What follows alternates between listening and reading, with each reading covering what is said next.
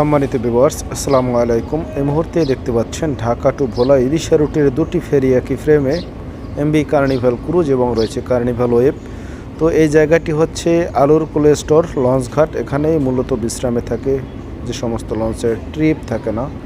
তো এখানে দুটি ফেরি বন্ধ ছিল। তো এখান থেকে এই মুহূর্তে বেগারে যাচ্ছে MB Carnival cruise ferry.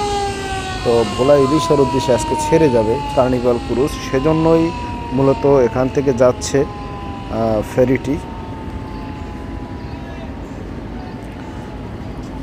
Dhaka to Bhola Ilisha রুটের ferry MB Carnival Cruise Carnival Wave Dhaka Hasnabad থেকে প্রতিদিন সকাল 8টায় ভোলা ইলিশার উদ্দেশ্যে ছেড়ে যায় এবং ভোলা ইলিশা থেকে প্রতিদিন রাত্র 8টায় ছেড়ে আসে ফেরি carnival Cruise Carnival Wave.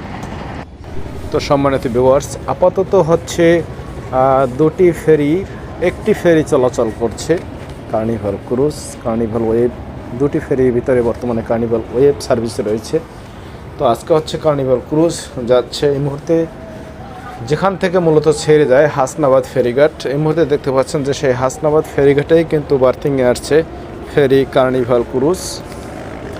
Dhaka থেকে সরাসরি বাস, ট্রাক, প্রাইভেট কার সহ নানান ধরনের গাড়ি নিয়ে মূলত দ্বীপজেলা ভোলা ইলিশায় যায় এবং ভোলা ইলিশা থেকে বিভিন্ন ধরনের গাড়ি নিয়ে ঢাকায় আসে ফেরি কার্নিভাল ক্রুজ।